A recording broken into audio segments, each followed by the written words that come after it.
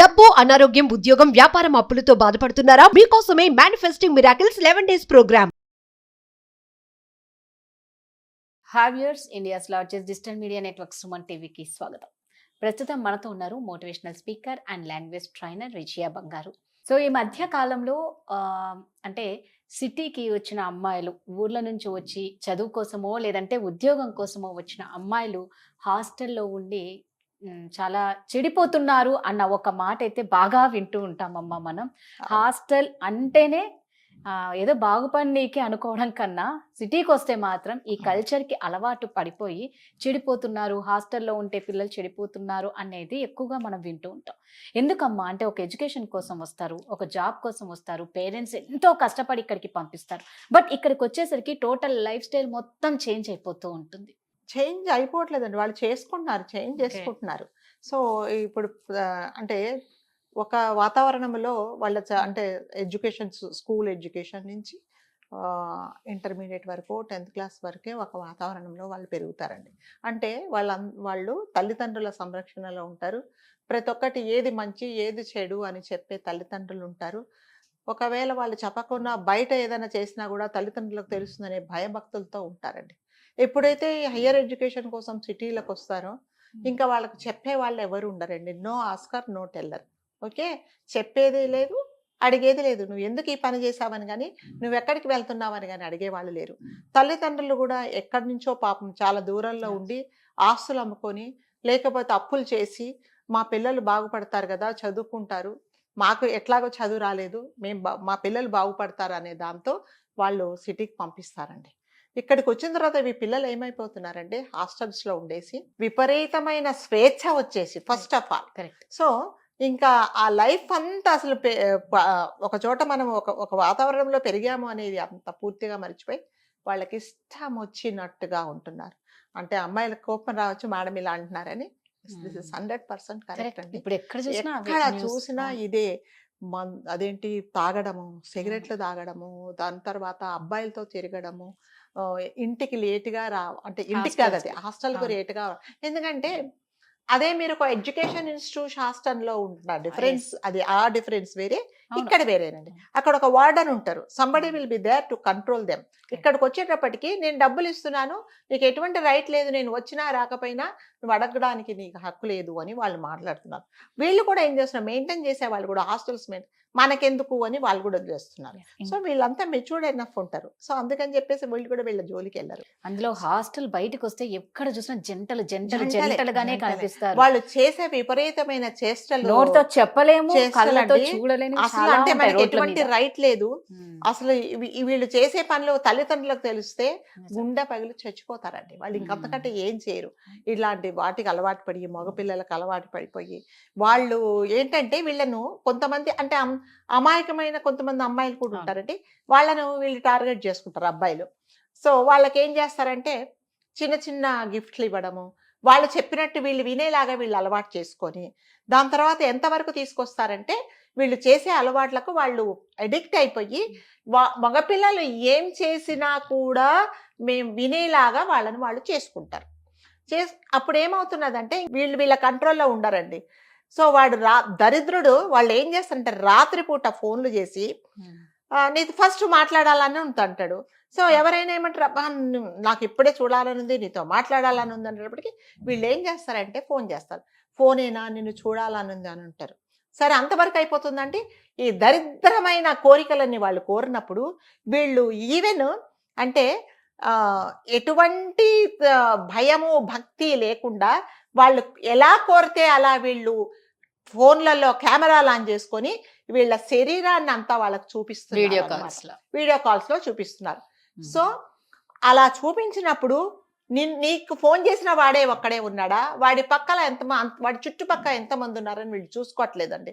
వాడు నిజంగానే మాట్లాడుతున్నాడా, లేకపోతే నువ్వు చూపించే ఆ శరీరాన్ని వాడు రికార్డ్ చేసి ఏమన్నా చేస్తున్నాడా అనేది నీకు తెలియట్లేదు.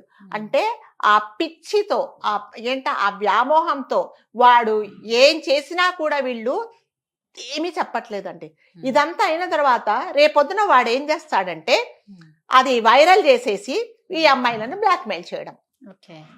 ఎలా బ్లాక్మెయిల్ చేస్తాడు, నేను చెప్పినట్టు నువ్వు వినాలి, లేకపోతే నేను ఇది వైరల్ చేస్తాను, మీ పేరెంట్స్కి పంపిస్తాను, మీ చుట్టుపక్కలకు పంపిస్తాను అన్నప్పుడు అప్పుడు ఏం చేస్తున్నట్టు ఈ అమ్మాయిలు తప్పనిసరి పరిస్థితులలో ఇంకా ఒక ఊబిలో చిక్కుకుపోయి ఇంకా వేరే మార్గం లేక వాళ్ళు చెప్పినట్టు వీళ్ళు వింటున్నారు అనమాట. సో ఇప్పుడు రమ్మంటే రావాలి, లేకపోతే లేదు నువ్వు వేరే వాళ్ళతో నాతో పాటు వేరే వాళ్ళతో కూడా నువ్వు ఉండాలి అంటే కూడా ఆ అమ్మాయిలు ఒప్పుకుంటున్నారు. సో నిజంగానండి ఒక అమ్మాయిని ఇష్టపడితే ఏ అబ్బాయి కూడా ఒక అమ్మాయిని తన జీవితంలోకి తీసుకురావాలనుకుంటే ఏ అబ్బాయి కూడా ఫస్ట్ ఫిజికల్ రిలేషన్షిప్ ఒప్పుకోడు. ఒప్పుకుంటాడా? వాడు నిజంగా అమ్మాయిని ఇష్టపడితే వాడు ఎప్పుడైతే నిన్ను ఫోన్లో నువ్వు అది చూపించు ఇది చూపించు అన్నప్పుడే నీకు నిజంగా తెలివి ఉంటే అరే వీడు ఏంటి తప్పు ట్రాక్ లో వెళ్తున్నాడే, నన్ను ఇలా అంటున్నాడే అని అనుకోవట్లేదండి. ఇష్టం వచ్చినట్టు వాళ్ళు ఏది కోరితే అది వీళ్ళు ఎందుకంటే వాళ్ళు ఇచ్చే చిన్న చిన్న గిఫ్ట్లకు వాళ్ళు చేసే అదేంటి అదే భూతల స్వర్గం లాగా అరచేతిలో వైకుంఠం చూపిస్తారనమాట. నువ్వు పల్లెటూరు అమ్మాయివి, నీకు ఇదేమీ తెలీదు, నీకు అది లేనిపోని అన్ని అలవాటు చేసేసి వాళ్ళు బానిసలైపోయి వాళ్ళ చుట్టూ ఎలా చేసుకుంటారంటే ఈ మగపిల్ల చుట్టూ అమ్మాయిలు తిరిగేలాగా చేసుకుంటున్నారు. తాగుడు అన్నిటికీ డబ్బులు ఇస్తారండి వాళ్ళు. ఎందుకంటే ఏదైనా సరే ఎవరైనా ఒక చెడు అలవాట్లు నేర్పించడానికి ఫస్ట్ వాడే ఖర్చు పెడతాడండి, వీళ్ళేం ఖర్చు పెట్టరు. ఒకసారి మనం అడిక్ట్ అయిపోయిన తర్వాత అప్పుడు నువ్వు ఏం చేస్తావంటే వాడి చుట్టూ తిరిగి వాడు చెప్పినట్టుగా వింటావు. అలా అయిపోతున్నారు అమ్మాయిలు. అసలు ఎందుకు వచ్చాం మనం సిటీకి, ఎందుకు వచ్చాం, మన తల్లిదండ్రులు మనల్ని ఎందుకు పంపించారు, మన గోల్ ఏంటి, మనం ఇక్కడికి వచ్చి సాధించాల్సిందేంటి అనేది పూర్తిగా మర్చిపోయి ఇష్టం వచ్చినట్టు ఎవరైనా అదేదో గంజాయి వనంలో తులసి మొక్కలాగా ఎవరైనా ఒక మంచి అమ్మాయి ఉన్నా కూడా ఆ అమ్మాయిని అసలు దేనికి పనికిరాని దానిలాగా చూస్తున్నారు. నీకు బాయ్ ఫ్రెండ్ లేడా, ఇంత వేస్టా నువ్వు అనేసి అలా మాట్లాడుతున్నారన్నమాట. సో మనం ఈరోజు ఓన్లీ అమ్మాయిల గురించే మాట్లాడుకుంటున్నాము. Other side of the coin అబ్బాయిలు కూడా ఉన్నారు, అది we will do in another way. So ఏంటంటే ఇలా అయిపోతున్నారు. నేనేమంటున్నానంటే అమ్మాయిలు మీరు ఎందుకు వచ్చారు అది మర్చిపోకండి, మీ జీవిత లక్ష్యం ఏంటి. సో ఇవన్నీ ఈ అట్రాక్షన్స్ అన్నీ ఓన్లీ టెంపరీని. లైఫ్లో చక్కగా చదువుకోండి, లేదా మీరు ఉద్యోగాలు చేస్తుంటే సెటిల్ అవ్వండి. దాని తర్వాత తల్లిదండ్రులకు చెప్పండి, చెప్పిన తర్వాత లైఫ్లో సెటిల్ అయిన తర్వాత ఆ జీవితం బాగుందా. తప్పు చేసి ఒక ముక్కు మొహం తెలియని వాడితో వాడు నిన్ను అది ఇది అరే అదా అది చాలా ఇదిరా, అది నాతో చాలాసార్లు తిరిగిందిరా అనిపించుకుంటే బాగుంటుందా. ఒక పులిలాగా అరే ఆ అమ్మాయి జోలికి మనం వెళ్ళకూడదు, వెళ్తే మనం చంపేస్తుంది అనేలాగా ఉండాలా అనేది మీరే ఆలోచించుకోవాలి. ఆలోచించుకొని బతుకుతేనే మీరు బతుకు, కానీ లేకపోతే చాలా కష్టం అండి. ఎందుకు వస్తున్నాం, ఎందుకు వచ్చాం, మన తల్లిదండ్రులు చిన్న అమ్మాయిలు కానీ పిల్లలు ఎవరైనా తమ పిల్లలను ఎంత అపురూపంగా చూసుకుంటారండి. అంత అపురూపంగా చూసుకున్న తల్లిదండ్రులను మీరు ఏం చేస్తున్నారు, వాళ్ళని బాధ పెడుతున్నారు. మీరు చేసే పనులు రేపొద్దున వాళ్ళకి తెలిస్తే తల్లిదండ్రులు ఏం చేయాలో అర్థం కాదండి. మీరు వాడి చేతిలో చిక్కుకొని అర్థం కాక మీరు చచ్చిపోతే తల్లిదండ్రుని అసలు నా పిల్ల ఏం చేసింది, ఎందుకు చనిపోయింది అనేది కూడా తెలియట్లేదండి.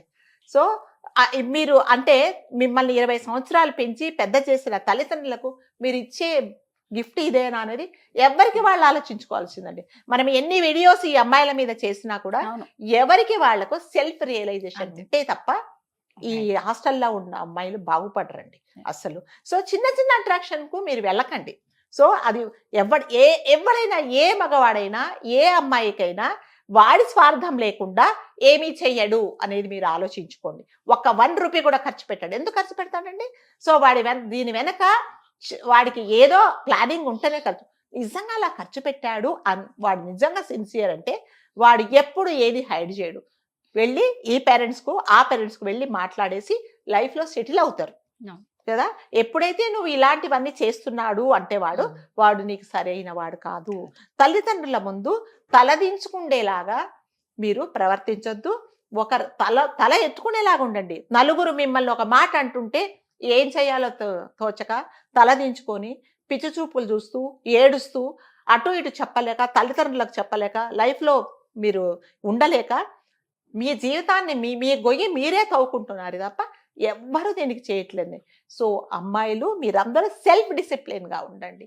నేను ఈరోజు ఈ పని చేస్తే ఇది తప్ప ఒప్ప, నా జీవితంలో నేను నష్టపోతున్నానా, దీనివల్ల నాకు లాభమా నష్టమా, రేపొద్దున నేను చేసే పని నా తల్లిదండ్రులకు తెలిసిందంటే వాళ్ళు ఏమైపోతారు అనేది మీరు ఒక్కసారి ఆలోచించుకుంటే అమ్మాయిలు మీరు అంటే అందరు అమ్మాయిలు కాదండి, అందరు అమ్మాయిలు కాదు, అందరు అమ్మాయిలు బట్ కాదు, ఆల్మోస్ట్ ఎక్కువ మంది అమ్మాయిలు ఇలాగే ఉంటున్నారు కాబట్టే మేము అలాంటి అమ్మాయిల అంతే. గురించే చెప్తున్నాం. అవును. నిజంగా చాలా మంచి అమ్మాయిలు కూడా ఉన్నారు. బట్ వాళ్ళు తక్కువ మంది అలాంటి వాళ్ళని కూడా ఇలాంటి అమ్మాయిలు ఏదో ఒక విధంగా మార్చేస్తూ ఉంటారు. దయచేసి ఎవ్వరు ఇలాంటి వరస్ట్ లైఫ్ లోకి ఎంటర్ అవ్వద్దు. సిగరెట్లు, మందు తాగడము, ఇంకా ఏవేవో చేయడము, అబ్బాయిలతో తిరగడం, ఇవి కాదండి. ఇది లైఫ్ కాదు. మీరు వచ్చింది దీనికి కాదు. లైఫ్ లో మంచిగా సెటిల్ అయిన తర్వాత చక్కగా ఫ్రెష్ గా మీ హస్బెండ్ తో లైఫ్ స్టార్ట్ చేయండి, చాలా బాగుంటుంది. Super, thank you. సుమన్ టీవీలో మీ పర్సనల్ అండ్ బిజినెస్ ప్రమోషన్స్ కోసం కింది నెంబర్కి కాంటాక్ట్ చేయండి.